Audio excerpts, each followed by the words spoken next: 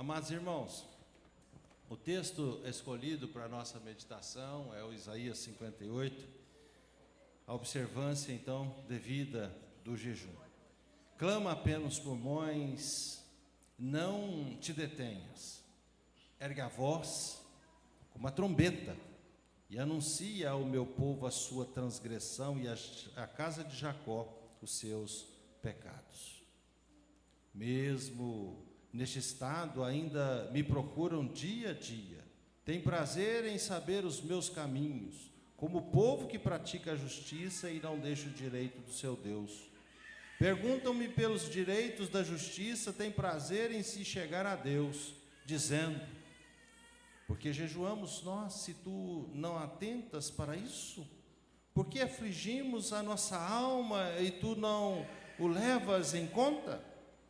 Eis que no dia em que jejuais, cuidais dos vossos próprios interesses e exigir que se faça todo o vosso trabalho. Eis que jejuais para contendas e rixas, para ferirdes com punho iníquo. Jejuando assim como hoje, não se fará ouvir a voz no alto. Seria este jejum que escolhi, que o homem um dia aflige a sua alma, incline a sua cabeça como junco e estenda debaixo de si pano de saco e cinza? Chamaria tu isso jejum e dia aceitável ao Senhor? Porventura não é este o jejum que escolhi? Que solte as ligaduras da impiedade, desfaça as ataduras da servidão, deixe livre o oprimido e despedace todo o jugo. Porventura não é também que repartas o teu pão com o faminto e recolhas em casa os pobres desabrigados, e se vires o nu, o cubras e não te escondas do teu semelhante? Então romperá a tua luz como a alva, a tua cura brotará sem detença, e a tua justiça irá diante de ti, e a glória do Senhor será a tua retaguarda. Então clamarás, e o Senhor te responderá. Gritarás por socorro e dirás: eis-me aqui.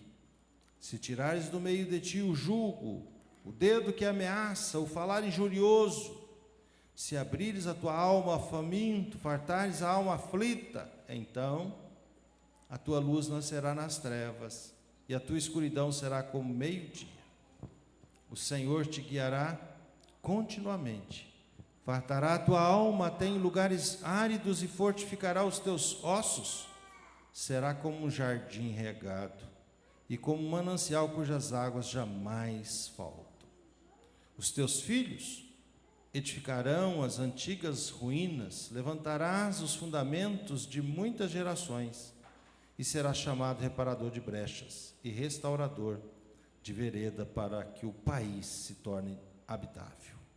Se desviares o pé de profanares o sábado, de cuidar dos teus próprios interesses no meu santo dia, se chamares os sábados deleitoso e santo dia do Senhor, digno de honra, e o honrares, não seguindo os teus caminhos, não pretendendo fazer a tua própria vontade, nem falando palavras vãs, então te deleitarás do Senhor. Eu te farei cavalgar sobre os altos da terra, e te sustentarei com a herança de Jacó teu pai, porque a boca do Senhor o diz. Assim então, meus amados irmãos,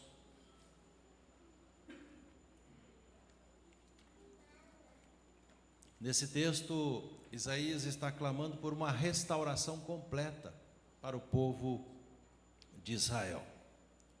O verso 8 e 9 traz para nós uma ideia clara daquilo que pode acontecer quando nós entendermos o propósito da palavra e aplicarmos a palavra com certeza em nossos corações, com dedicação em nosso coração. Ele diz assim, então, verso 8 e 9: romperá a tua luz como a alva, a tua cura brotará sem detença, a tua justiça irá diante de ti, e a glória do Senhor será a tua retaguarda. Então clamarás, e o Senhor te responderá, gritará por socorro, e ele dirá. O que ele vai dizer? Eis-me aqui. Eu estou aqui, filho. Estou pertinho de você. Estou do seu lado. Eu estou cuidando de você. Assim então, meus amados irmãos, após Isaías denunciar essas práticas que impedia a nação de Israel de realizar a obra de Deus, Isaías também agora passa a apontar os passos que Israel deveria dar para que o Senhor então pudesse continuar operando sinais e prodígios no meio daquele povo, naquela nação, no meio da nação de Israel. As orientações então do profeta Isaías eram oportunas para o povo de Israel, mas essas mesmas orientações parecem que foram escritas exatamente para nós, nos dias de hoje. Sem esses passos decisivos, é certo que a igreja do Senhor vai estagnar. Nós vamos cometer alguns equívocos, aliás, equívocos hoje já visto, e serão triste o prenúncio do enfraquecimento, da perda de credibilidade e, finalmente, pouco a pouco, o aniquilamento da igreja, o esfriamento da igreja vai levando até a sua morte. Não é exagerado afirmar que hoje várias comunidades já chegaram a esse estágio terminal, visto que perderam completamente a sua relevância, perderam completamente a sua contribuição, ou seja, não vem mais contribuindo no sentido de promover entre homens e mulheres, a vida que há em Cristo Jesus, o nosso Senhor. Instituições às vezes até cheias de pessoas, instituições às vezes até bem-sucedidas financeiramente, mas não significa necessariamente que são vívidas ou que estão cheias do poder de Deus. Assim então, da mesma forma, irmãos, igreja que tem se fechado em torno de si mesmas. Pensa numa igreja fechada em torno de si mesma. E digo isso com tristeza, porque está muito próximo de nós, a pretexto de se preservarem, a pretexto de não se contaminarem, a pretexto de manter uma teologia parece mais pura do que todas as outras teologias, à custa de um conservadorismo estéril, vazio, irrelevante, sem significado, estão preanunciando um estado terminal, para o qual talvez já não haja mais cura. Assim então, meus amados irmãos, para que tudo isso se torne uma realidade, é importante que esses passos que o profeta Isaías apresenta para a nação de Israel sejam também dados por nós enquanto há tempo, enquanto há esperança, enquanto há vida. Assim então, para que tudo isso se torne uma realidade, meus amados irmãos, nós devemos considerar, à luz do texto de Isaías 58, quais são, então, as atitudes que caracterizam os passos necessários à manutenção de uma igreja viva, de uma igreja operosa, de uma igreja relevante, de uma igreja amorosa, de uma igreja acolhedora, de uma igreja que conserva a doutrina de Cristo. Em primeiro lugar, eu quero destacar que nós devemos levar em consideração a nossa vida pessoal, a nossa devoção, a nossa conduta. Como está a nossa vida pessoal, como está a nossa devoção a Deus dentro e fora da igreja. No texto de 1:7, Isaías fala exatamente sobre a forma como aquele povo estava vivendo. No verso 2 em diante, ele começa dizendo: mesmo nesse estado ainda me procuram dia a dia, têm prazer em saber os meus caminhos, como um povo que pratica justiça e não deixa o direito de seu Deus. Perguntam-me pelos direitos de justiça, têm prazer em se achegar a Deus. Por que jejuamos nós se tu não atentas para isso? Por que afligimos nossa alma se tu não leves em conta? Reclamando de Deus, porque Deus não está atendendo, porque Deus não está atento aos seus clamores, às suas orações. Meus amados irmãos, a religião de Israel estava doente, não havia mais coerência entre a vida prática daquele povo ou daquela nação. A religiosidade deles era uma religiosidade vazia. A sociedade estava completamente vivendo uma vida distante de Deus, uma vida apática. Eles estavam frios, a sua fé já não professavam mais aquilo que eles estão diante do texto professando. Era incompatível. E o texto, a partir do versos 4, diz: eis que jejuais para contenda. Eu estou fazendo uma campanha, eu estou numa campanha, porque eu preciso ganhar essa causa. Uma campanha para ganhar essa causa. Pense, se você tem uma causa, porque você já não está bem. O interessante é não termos uma causa. Interessante, nós temos uma vida de comunhão com Deus, sem ter necessidade disso. Então eles tinham essas rixas, eles precisavam, aqui está dizendo, para ferirdes com punho iníquo, jejuando assim, não se fará ouvir a voz do alto. Seria isso que eu escolhi para vocês? Meus amados irmãos, o texto está dizendo que o jejum requerido pelo Senhor era muito mais do que simplesmente uma abstenção de alimentos. O verso 6 diz que o Senhor queria ver neles, naquele povo, atitude concreta. Queria ver neles, meus amados irmãos, atitudes compatíveis com a devoção que eles professavam. Porventura, não é esse o jejum que eu escolhi? Verso 6. Que soltes a ligadura da impiedade, desfaça as ataduras da servidão, deixe livres o oprimido e despedaces todos o jugo? Não é isso que eu escolhi?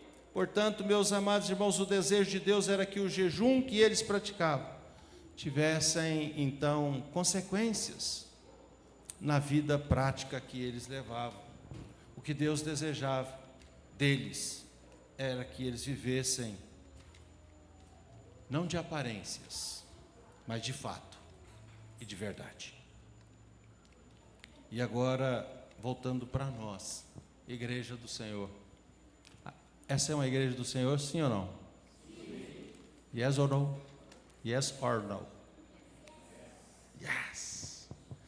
A igreja de Deus. Aqui está a igreja de Deus. A IPF, igreja de Deus. Mas eu quero dizer para vocês, esta igreja só será relevante nessa cidade quando ela passar pela coerência entre o que diz e o que faz. Quando ela praticar aquilo que ela professa com os seus lábios, com aquilo que ela canta. Assim, então, o Senhor Jesus fez uma advertência séria à sua igreja, dizendo: eu conheço as suas obras. Eu conheço as suas obras. Parece que vocês estão vivos, mas vocês estão mortos. E assim, então, ele recomenda àquela igreja: lembra-te, pois, do que vocês têm recebido. Guarda e se arrepende. A questão ética e prática, meus amados irmãos, na vida da igreja é um sério problema em todo o tempo. em todo o tempo. A questão ética e prática em todo o tempo, em toda a história da igreja. Lamentavelmente, a conduta de muitos em nada tem se diferenciado da conduta daqueles que não temem a Deus. É lamentável nós dizermos isso, meus amados irmãos, mas aqui dentro da igreja tem pessoas incrédulas, da mesma forma que existem pessoas incrédulas lá fora. Não adianta demonstrar espiritualidade apenas enquanto estamos no culto. É necessário nós mostrarmos essa mesma espiritualidade quando nós também estivermos fora deste lugar, fora do culto ao Senhor. Em qualquer ambiente onde nós estivermos, nós precisamos agir da mesma forma como cristãos. Essa incoerência enfraquece a nossa mensagem. Essa incoerência desonra o nome de Cristo, provoca ira em Deus e representa um descrédito para a palavra de Deus. Suja o nome de todo mundo da igreja. Você é daquela igreja lá, então lá todo mundo é igual. Faça isso não. Para que a nossa igreja, então, cumpra o seu papel, aqui no texto, a vida social dos seus membros deve ser uma vida ilibada, deve ser uma vida coerente, suas práticas e sua conduta deve ser a mesma todos os dias, dia após dia. Portanto, a coerência, meus amados irmãos, é uma atitude libertadora, liberdade e vida. Cristo foi a voz profética que denunciou a hipocrisia dos fariseus, que limpavam o exterior do copo, mas por dentro eles estavam cheios de injustiça.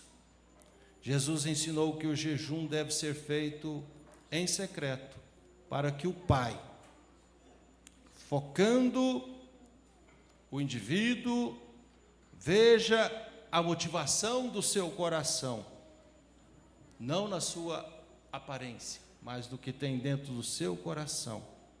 Deus escolhe, meus amados irmãos, o jejum que consiste em soltar as correntes da injustiça, em libertar os oprimidos, em alimentar o faminto. Jesus viveu este capítulo na sua plenitude, porque Ele é aquele que soltou as correntes, curou os enfermos, libertou os endemoniados, multiplicou os pães e os peixes para aquela multidão. Ele, sendo Deus, se fez carne e habitou entre nós, cheio de graça e de verdade, para nos salvar. Segunda coisa, meus amados irmãos, que nós também podemos aprender nesse texto, é que, como crente, nós precisamos evidenciar o amor de Deus.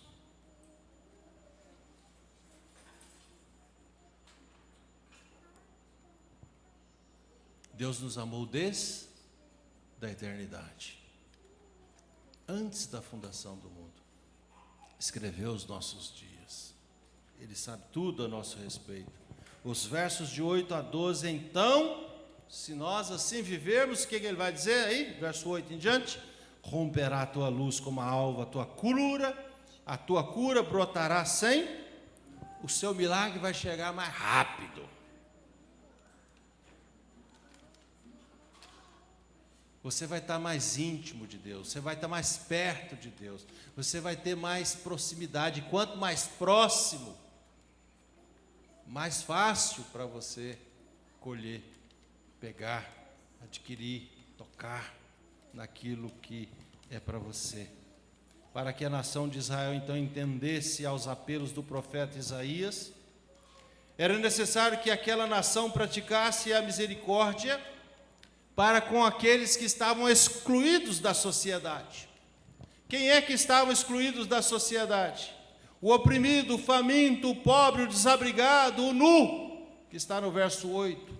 Portanto, era necessário, meus amados irmãos, abolir toda a maldade do meio da igreja, maldade que expressa no dedo que aponta, no dedo que ameaça, na língua que injuria e também que tece comentários indevidos e desnecessários, mostrando desprezo, mostrando menosprezo pelo outro. Honra o outro. Pare de falar mal do outro. Quando nós mudamos a nossa atitude, ou quando nós mudarmos, vamos usar essa expressão, os caminhos vão se abrir. Os caminhos vão se abrir. E assim então, nós vamos conseguir tomar as decisões no sentido de atender às necessidades de todos. O texto deixa isso muito claro. Então, a tua luz romperá.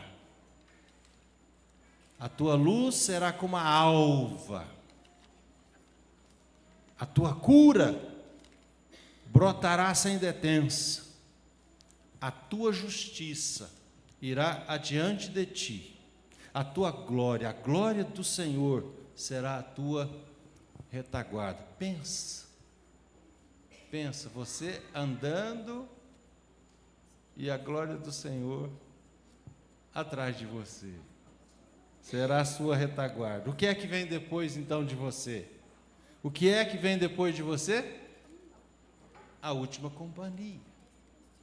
E quem é a última companhia? É o Senhor. Então, clamarás e o Senhor te responderá, gritará por socorro e Ele dirá: filho, estou aqui, eu estou aqui. Então a tua luz nascerá nas trevas, e a tua escuridão será como? Será como o meio-dia. Meus amados irmãos, a religião verdadeira, pura, que anuncia o reino de Deus, ela se resume nesse amor a Deus sobre todas as coisas, e ao próximo como a si mesmo. A pergunta é: se esta igreja amar a Deus sobre todas as coisas e amar o próximo como a si mesmo, tem como essa igreja não dar certo? Sim ou não? Não tem como não dar certo. Ela vai dar certo. Ela vai dar certo. A falta de amor, meus amados irmãos, é um fator de morte para a igreja. Por outro lado, quando há misericórdia, quando há sensibilidade ante as aflições do outro, a vida se estabelece de forma plena, calma, serena, leve, tranquila e curadora. Para nós lembrarmos a parábola do bom samaritano, o que foi que aquele homem fez? O bom samaritano demonstrou amor, e o amor foi um ingrediente essencial no processo da cura das feridas daquele homem. E aí, meus amados irmãos, somente uma igreja que ama, vive a prática da palavra. Em 1 João, no capítulo 4, nos versos 20 e 21, João escreve: se alguém disser, ama a Deus e odiar seus irmãos, é mentiroso, pois aquele que não ama seu irmão a quem vê, não pode amar a Deus a quem não vê. Ora, temos da parte dele este mandamento, que aquele que ama a Deus, ame também a seu irmão. O texto, meus amados irmãos, promete que para quem obedece o Senhor, a luz romperá como alvorada, e a pessoa será como um jardim regado. Pensa num jardim, algo desejoso de você estar, lugar aprazível para você assentar, apreciar, ficar olhando. Mas esse alguém é você, que vai ser esse jardim, do qual as pessoas vão ter prazer em estar próximo de você. você será como um jardim regado. Jesus então declarou ser a luz do mundo, em João 8,12. Jesus declarou ser a água viva, que satisfaz a alma sedenta. Jesus é o reparador de brechas mencionado no versículo 12, restaurando o relacionamento quebrado entre a humanidade e Deus, porque Ele é o mediador entre Deus e os homens.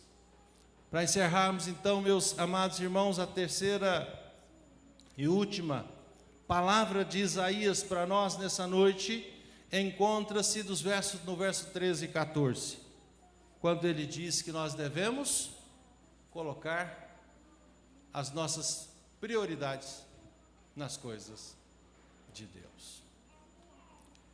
Quantas pessoas poderiam estar aqui nessa noite e não estão? Provavelmente nesse momento elas estão voltando da praia, estão nos assistindo no smartphone, nos carros, parados nos trânsitos, não é verdade? Mas poderia estar aqui no ar-condicionado, tranquilo, gostoso, assistindo-nos de perto, tendo a oportunidade da comunhão, não é verdade? Não colocou prioridade estar aqui. A sua prioridade não foi essa. Mas o texto deixa isso muito claro para nós, meus amados irmãos, dizendo: se desviarem o pé de profanar o sábado e de cuidar dos seus próprios interesses no meu santo dia, se chamardes o sábado deleitoso e santo dia do Senhor, digno de honra, e o honrares, não seguindo os caminhos do Senhor, não pretendendo fazer a tua própria vontade, nem falando palavras, então, o que vai acontecer? Te deleitarás, vamos lá? Te deleitarás no Senhor, e te farei, vamos gente, vamos, e te farei sobre os altos da terra, e te sustentarei com a aliança de Jacó, teu pai, porque a boca do Senhor tu disse. Vai andar por cima, não é por baixo não, não é tapete não, ele está dizendo. Quem é que vai te exaltar? O Senhor. Você vai deleitar no Senhor, e Ele vai te fazer cavalgar sobre os altos da terra. Buscai, pois, em primeiro lugar o reino de Deus e a sua justiça. O profeta Isaías deixa isso muito claro, meus amados irmãos, que nós estamos observando do dia do Senhor, e essa inobservância da guarda do sábado, do verso 3, era um sinal de descaso do povo de Israel para com Deus. É exatamente isso que Isaías está falando. Então, cada um se preocupava em cuidar dos seus próprios interesses, dos seus próprios negócios, e quando isso acontece, meus amados irmãos, a obra de Deus vai ficando de lado, vai ficando de escanteio, vai ficando para depois. Quando nós deveríamos priorizar as coisas de Deus.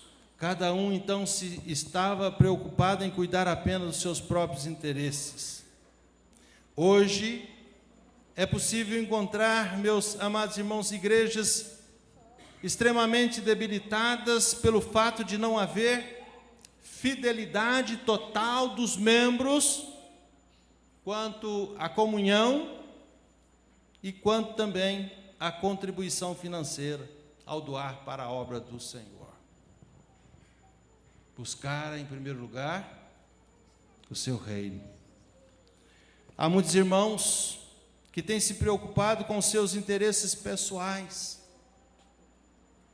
Interesses pessoais, esses, meus amados irmãos, que têm feito com que eles não invistam na igreja, não invistam no templo, não invistam na obra do Senhor. Eu posso apontar, não o farei, mas já ouvi pessoas dizer que não vai tocar aqui na igreja porque vai demandar muito tempo. Ou seja, vai perder o tempo que ela tem com as coisas de Deus. Olha que pena. Quem é que está perdendo tempo? Ela. Ela está perdendo tempo. Hoje é o dia aceitável do Senhor. Amanhã pode ser muito tarde e você não terá a oportunidade de gastar esse tempo com o Senhor. Você está preocupado com seus interesses pessoais e você está desperdiçando os seus talentos, você está desperdiçando os seus recursos, usando-os de maneira egoísta, e pode ter certeza, o Senhor não está te abençoando. É falsa a sua ilusão de que você está sendo abençoado. Nas palavras do comentarista, meus amados irmãos, o descaso do povo de Israel demonstrado quanto à devida observância do sábado, nos dias do profeta Isaías, era um sintoma de que o coração daquele povo não estava mais colocado na obra do Senhor. Muito tempo depois, após a vinda ou a volta do cativeiro babilônico, quando o templo deveria ser reedificado, o mesmo pecado foi denunciado pelo profeta Ageu, que diz: acaso é tempo de habitardes vós em casas apaineladas, enquanto esta casa permanece em ruínas? Ageu 1, verso 4. E esse ato de infidelidade impede o fluir da obra do Senhor na vida do povo de Deus. Você quer ser abençoado, sim ou não? Busque a Deus em primeiro lugar na sua vida. É preciso, meus amados irmãos, olhar o que o profeta Ageu declara ao povo de Israel. Ouça com bastante atenção, versos 10 e 11 do capítulo 1. Por isso, o céu sobre vós retém o seu orvalho e a terra os seus frutos. Fiz vir a seca sobre a terra e sobre os montes, sobre o cereal, sobre o vinho, sobre o azeite, sobre a terra que produz, como também sobre homens, sobre animais e sobre todo o trabalho da mão de vocês. O descaso para com as coisas de Deus é um mal que sempre ronda e ameaça a igreja. Jesus nos adverte, meus amados irmãos, quanto a esse grave problema nos nossos dias, em Mateus, no capítulo 6, 19 a 21. Não acumulei para vós outros tesouros sobre a terra, mas ajuntai para vós outros tesouro nos céus. Segundo o ensino de Jesus, nós devemos dar prioridade absoluta às coisas concernentes ao reino de Deus. Foi Jesus que disse: buscai, pois, em primeiro lugar o seu reino e a sua justiça, e todas essas coisas vos serão acrescentadas.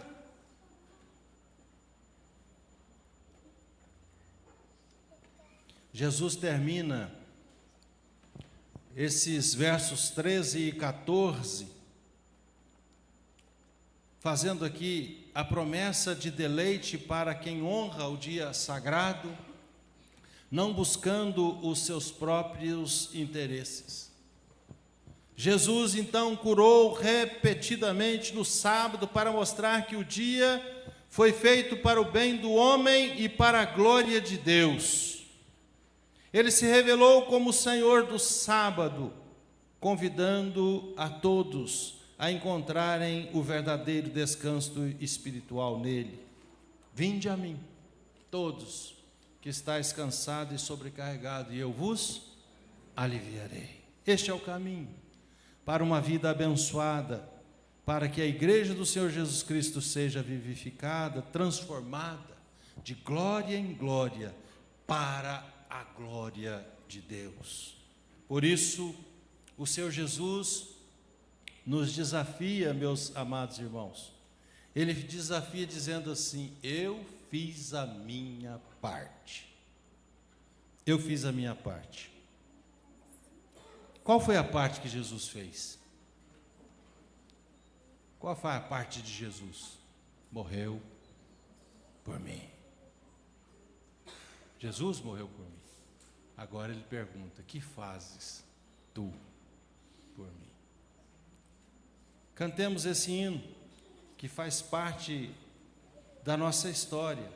A minha parte eu fiz. O que você está fazendo por mim?